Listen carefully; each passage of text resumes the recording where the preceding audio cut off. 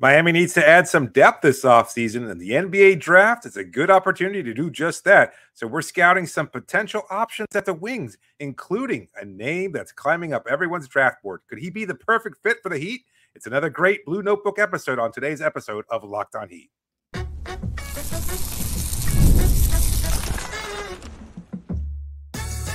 You are Locked On Heat, your daily Miami Heat podcast.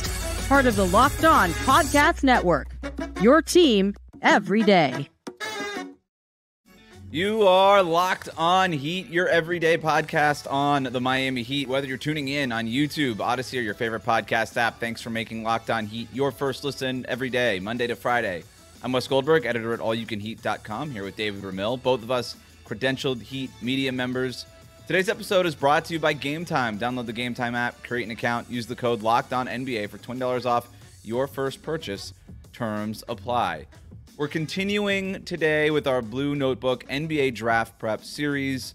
On at least one episode each week between now and the draft, we're going to be diving into the scouting reports on a bunch of prospects. We're doing the work, we're getting into the film, and we're going to organize all these prospects by major questions and themes. And today we're talking about wings and forwards who could help replace Caleb Martin and Haywood Highsmith if one or both of them end up leaving in free agency. So we've done the scouting work. We're going to bring a few of the guys who interest us the most to the table on today's Blue Notebook.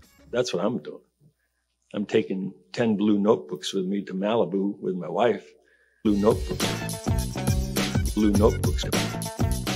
Blue notebooks. 10 blue notebooks to Malibu. Blue notebooks.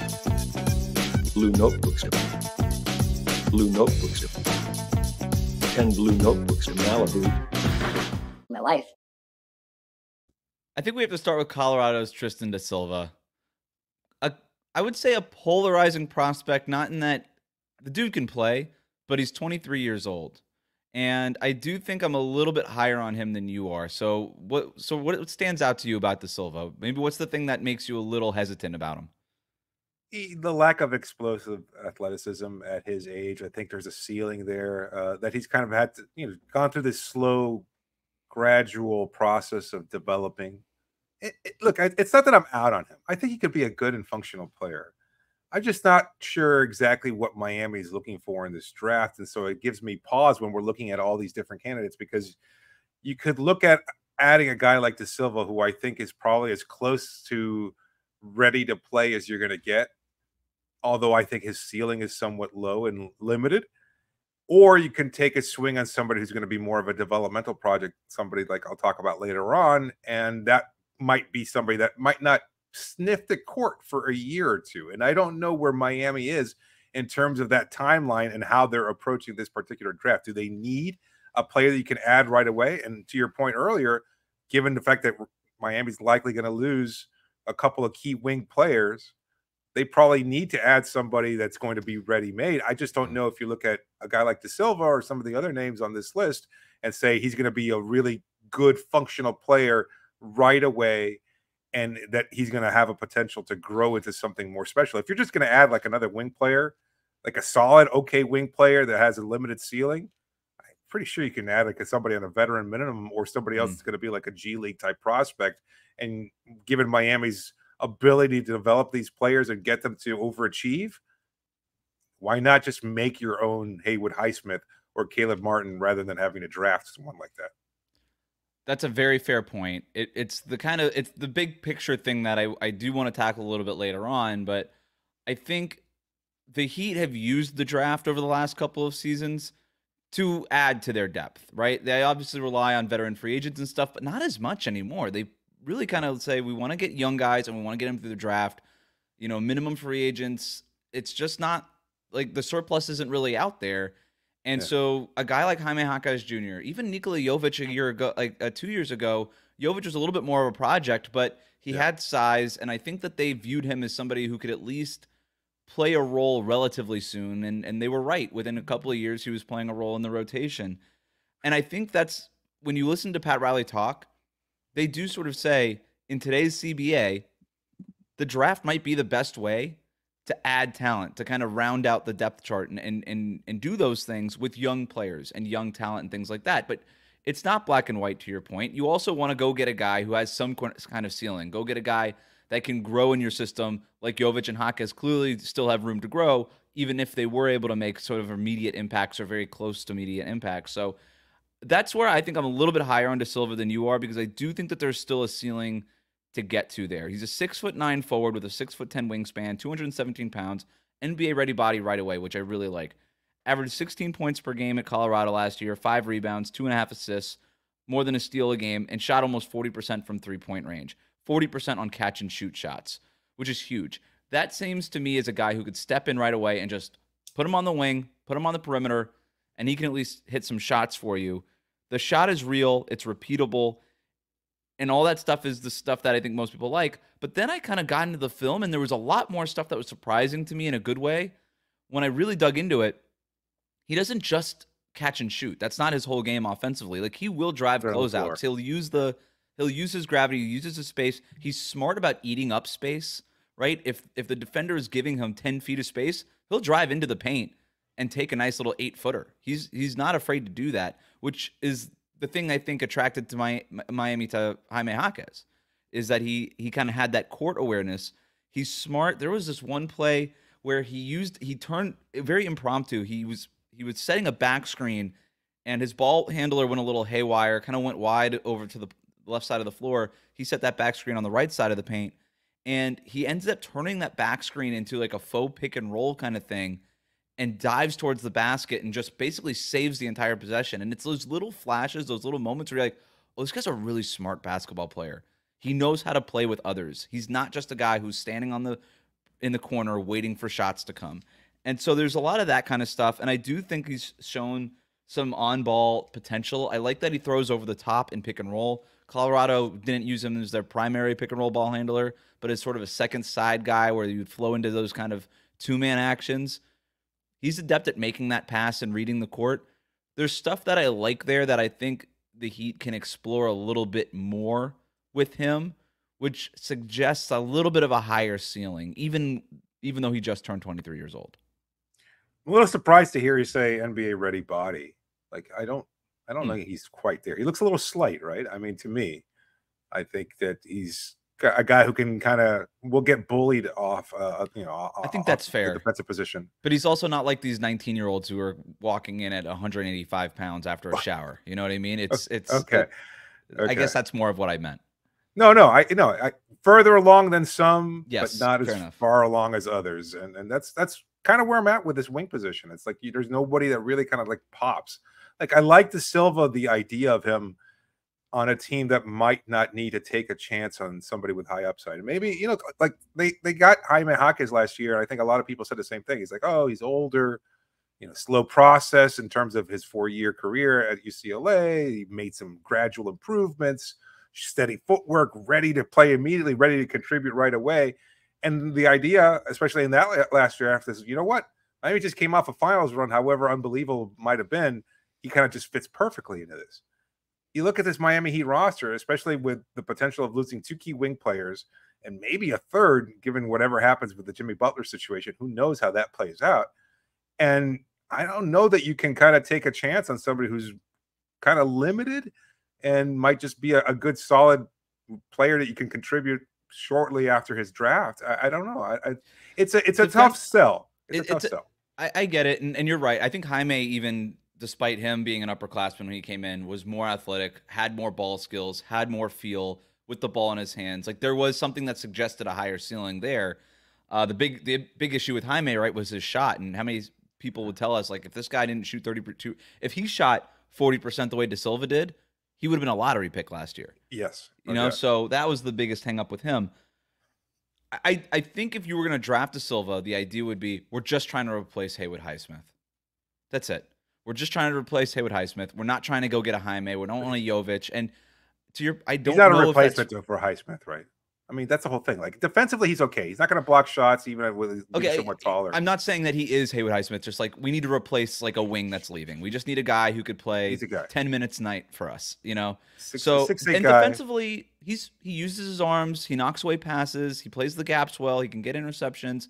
I like that Colorado used zone last year defensively, and that's probably. And this is just all stuff for like day one. It helps. the Heat could teach zone to anybody. They've shown that. But I like that like the coaches will at least notice, like, okay, this guy kind of knows how to do this already, and that's pretty helpful. So that's sort of where I'm at on De Silva. Let's move on to our next prospect. Who did we want to talk, or let's tease it. Who do you want to talk about? And then we'll go to break, and then we'll talk about him. We'll talk about Keyshawn George out of the University of Miami in the next segment.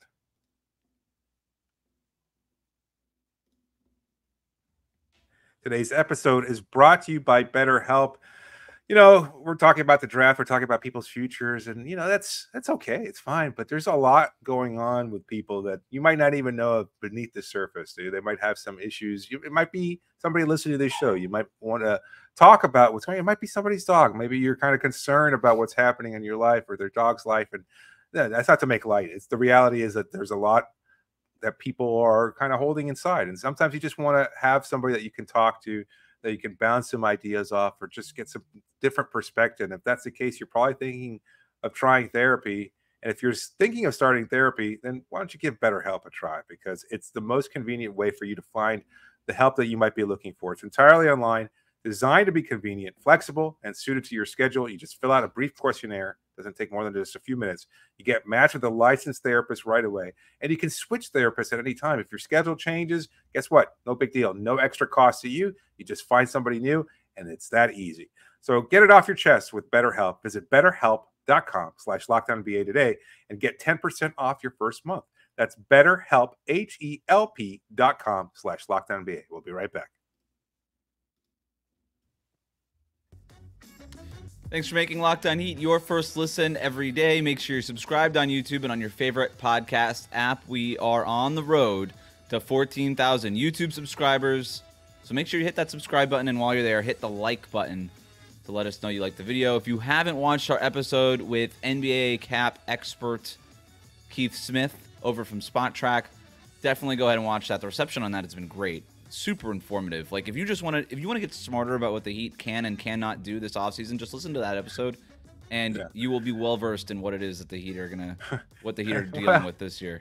Well versed and aware of the challenges, certainly. But like Keith points out in the podcast, yes, if as Keith pointed out, though, if there is any front office and anybody in particular like Andy Ellisberg who can navigate these really murky waters of free agency and this offseason, then it's the Miami Heat. So that's good, rewarding information there, and certainly worth everybody's time.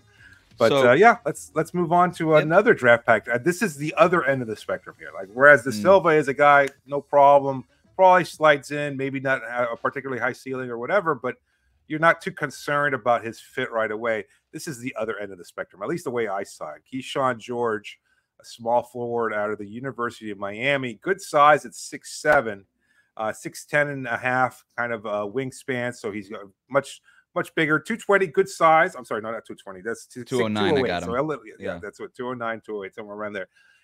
So he's good size, 20 years old. And this is the thing. A lot of people didn't even expect him to leave the University of Miami after 1 year. This was what caught everybody off guard. It's like, okay, well, this is given his situation, given the fact that he wants to take the chance. He put his name into the ring. His name is dropped. He was supposed to be somewhere around where Miami's selecting, maybe kind of started dropping a little bit. And now some mock drafts, including the Ringer, have him as a possible second-round selection. The Athletic had him in the second-round pick, too. So his name is dropping a little bit, but this is, again, the kind of player that Miami might take if they are willing to just say, you know what, we want somebody with huge upside. And that's the common refrain in describing George. He is tall. He can get that shot over everybody. Good shooter, really willing shooter. And that's kind of what I liked about him. He's just like, he'll pop that right in your face and he will not have any qualms about it. It's also one of his weaknesses is that his range, as far as it is, he kind of tends to overextend himself a little bit. Maybe some of those shots he might not have taken. That could just be the fact that he was 19 years old and playing college ball, and he wasn't getting a lot of minutes. And he's kind of a guy who just wanted to pop because he wanted to make his impression, because he wanted to be a one and done. Maybe this was his idea the whole time entering into the collegiate system, was to kind of use it for the 1 year, showcase what I've got, go into the draft and take my chances. Well, guess what? This is Miami's chance. I don't know. I don't know if I'd be willing to spend the 15th pick on him. Although I don't think it would necessarily be a huge reach, because again, you're banking on the fact that he's going to develop. But if you could trade somehow into the late first round to get him, that might be more ideal. We're already starting to hear some noise that because it's the 2-day draft affair, that there are going to be a lot of teams that are scrambling after that first day of the draft to try and position themselves. It could be a chaotic an evening or whatever, 24 hours in between day one of the draft and day two, as teams try to scramble to whoever's left in the second round. I want to move up to get them. So I don't know if Miami's willing to do that, given that they have so little draft collateral. I don't know that they can trade picks the way they did years ago. This isn't that kind of situation. So I don't know. But as far as George is concerned, huge upside, smart, not, smart player, kind of relatively to his age, etc.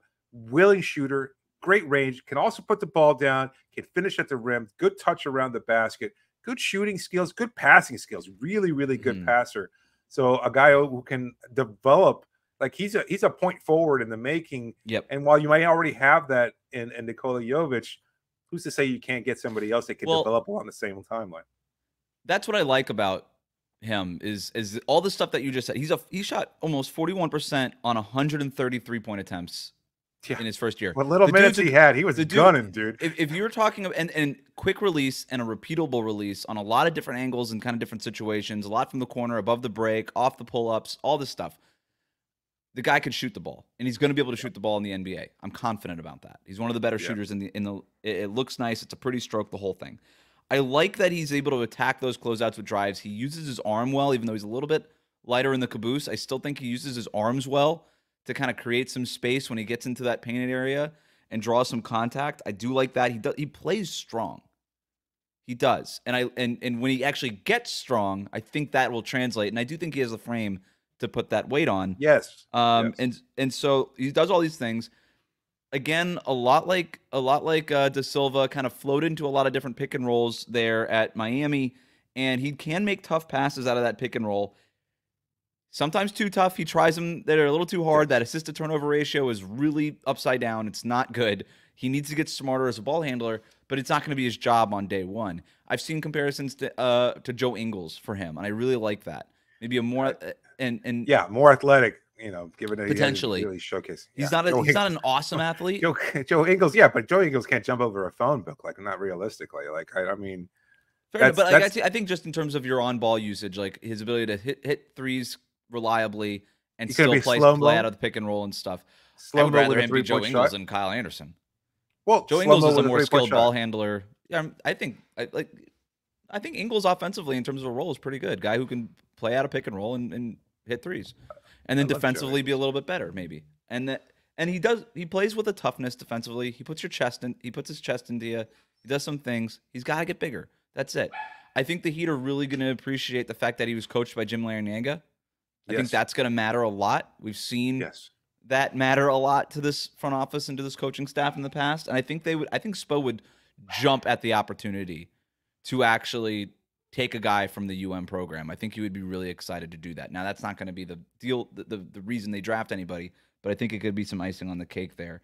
So I like him a lot. I don't really know why he's dropped on boards as much. I don't know if it was a bad combine for him, if the interviews didn't go super well, if it's just a question about that overall athleticism. I'm not really sure.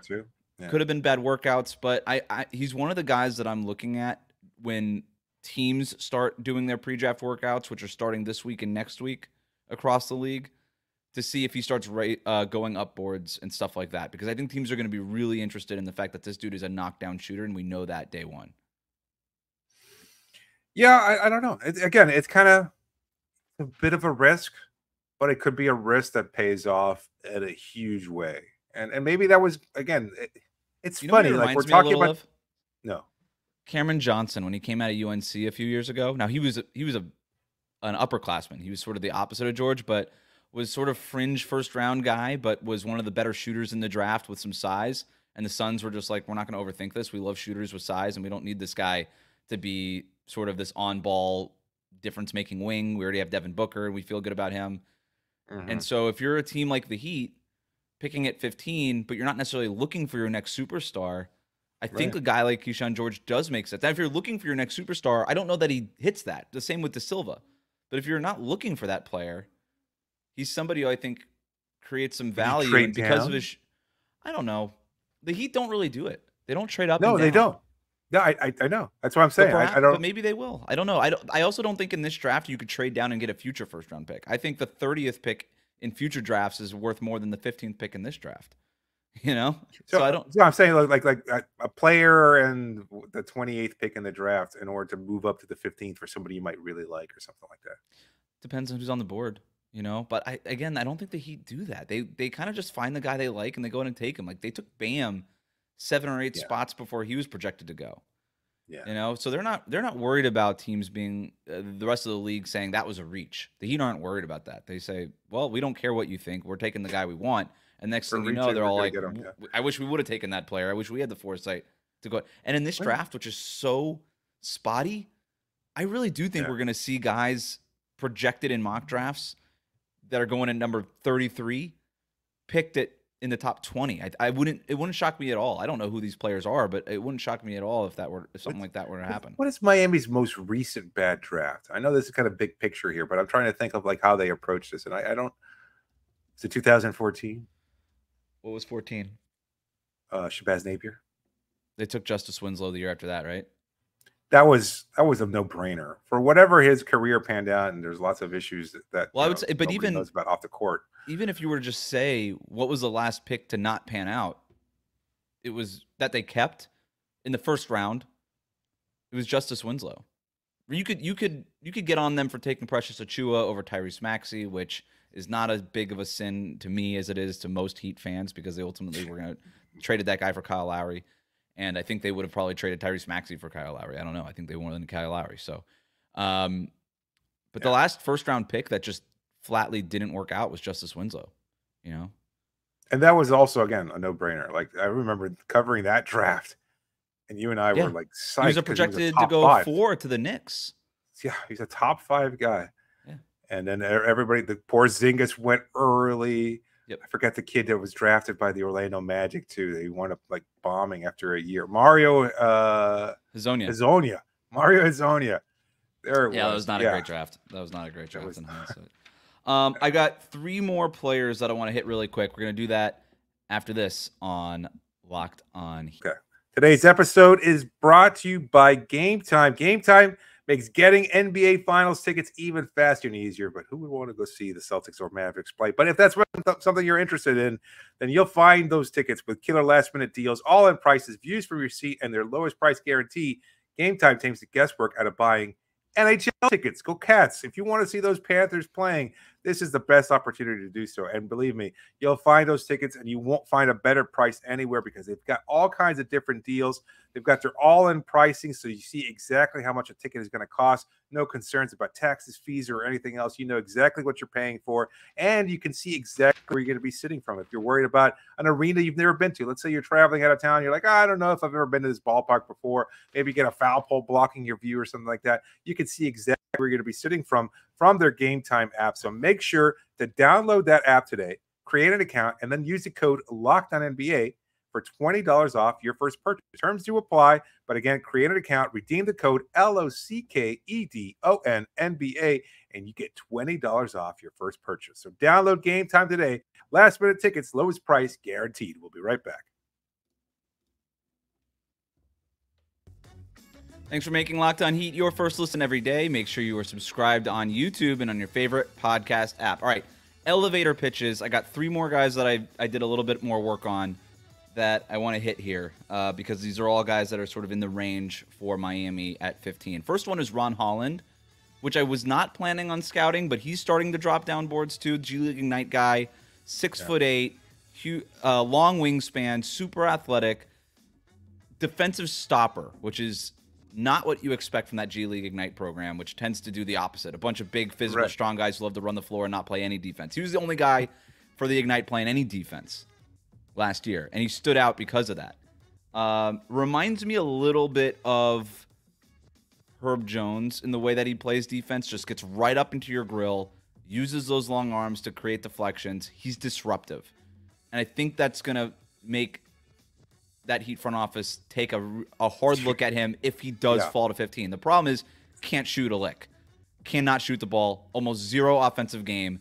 very raw at that end, can run and dunk, you know, but that's about it. So maybe a Derrick Jones Jr. type right away, who still can't, like when he was in Miami, not Derrick Jones Jr. now playing in the finals, who's capable of shooting threes and stuff like that. So, but you see again that with the same I like his game overall. I like the idea of what he can bring to the table, but that's a guy you can kind of find after he's already gone through that process. He was waived by Phoenix, and Miami was like, we'll take a chance. We'll pick him up from next to nothing. And he wound up flourishing in Miami's system. So I don't know, again, that you want to expend a 15th pick, but somebody's going to drop. To your point, as you made earlier, like everybody's up and down in this draft. Nobody knows. A guy who might be in the 20th rounds right about now in a mock draft probably goes into the top 10 for top 15. And so if somebody has to drop from that point, it could be Holland. And if you like enough about his defensive upside, then who cares what he does? And I do think that the difference between somebody like him and even Haywood Highsmith is the size. You're getting a 6'9" guy with a 7'1". It's not this 6'5" smallish kind of thing who plays bigger. No, the guy's just big. He doesn't have to play bigger. He could just be bigger, and the Heat need that. So, but to your point, there's definitely some reasons why the guy's falling in the first place. The other one's Johnny Furphy, who maybe has my favorite name to say in the whole draft. Furphy.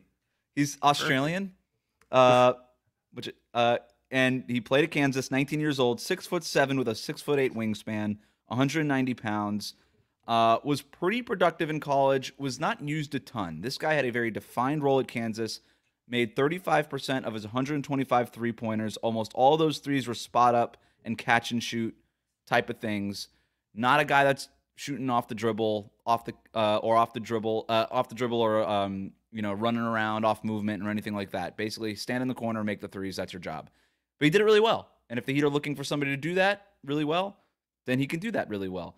I like that he's a good cutter. He does a lot of movement off ball as a cutter, getting into the paint. And he showed a knack for getting offensive rebounds from that spot in the corner. Ball goes up, he crashes. Again, averaged 5 rebounds per game last year for Kansas, which is a little bit higher than you would think for somebody playing his position. He's a diligent defender, high energy, but never going to be a stopper, just does his job, sort of. So very basic 3-and-D type of player on the lower end of the D, maybe a higher end on the 3, if we're going to kind of scale it. The other one I had was Baylor Shireman, who I kind of like. Shooting guard out of Creighton, 6'6" with a 6'8" wingspan, 201 pounds. One of the older prospects. He's 23 years old, played 5 years in college, but shot 39% for his career in those 5 years on threes, and he's a lefty. Repeatable form, off the catch, off movement, off of screens, off the dribble, just real pure shooting stroke, deep NBA range, proven, and he can finish at the rim. He's got an off the dribble game. He's attacking closeouts. He finished 66% at the basket. Does have a handle, and I'm going to tell. In the reporting out of the NBA Combine, this is why this guy is rising on the boards. Is he was the best player in all the 5-on-5 drills, which we know is something that the Heat front office appreciates when they're scouting these guys. Can you actually play in a game or a game type situation? My comp for him is Duncan Robinson, like this Duncan Robinson, the one that does stuff.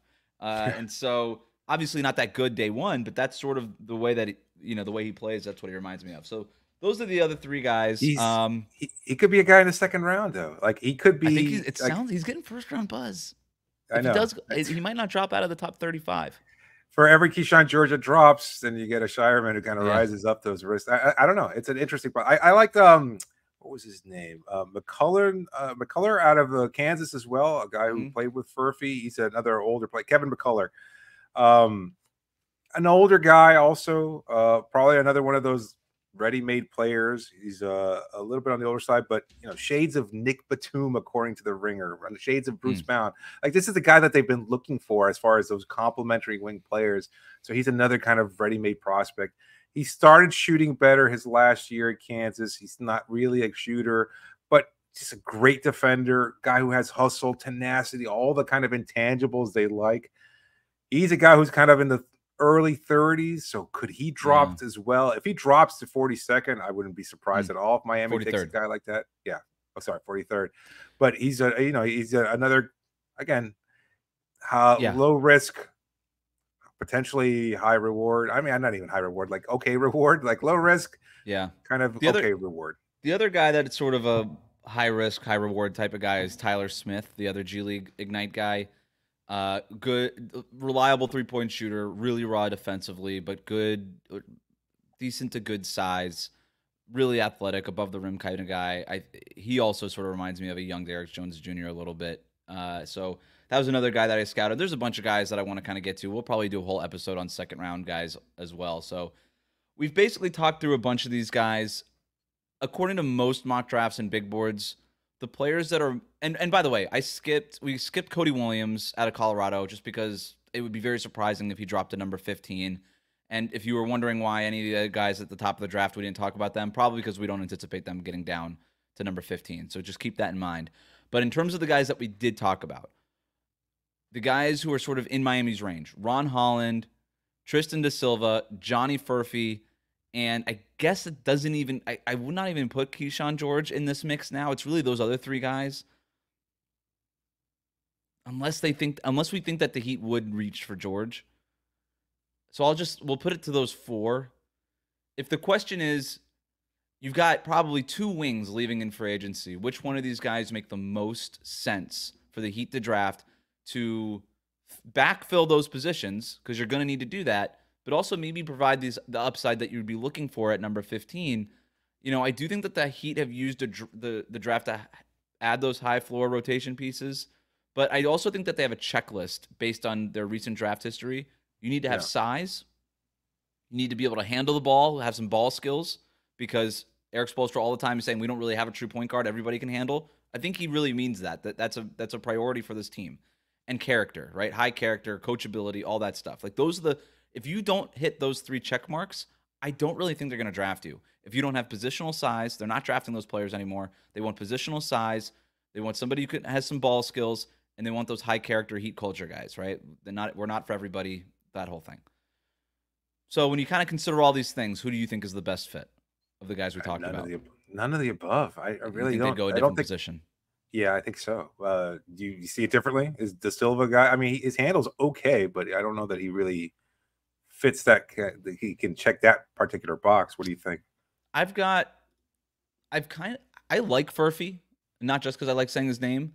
He doesn't hit the ball skills thing for me, and that's why I'm not sure the Heat would go in that direction. Da Silva has shown enough ball skills. Did I give you my Da Silva comp, by the way? I don't think so. He reminds me of this version of Keegan Murray. So Keegan Murray without the ceiling, which is an okay player. And I do wonder if the Heat would look at that and say, you know what? That's all right for us.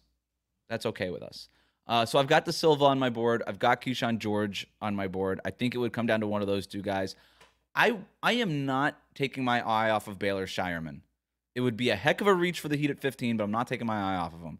And so those are sort of the three guys that I'm looking at. But I do think I agree with you that they might just go they might go with a different position here. But it wouldn't shock me if they took either of those guys.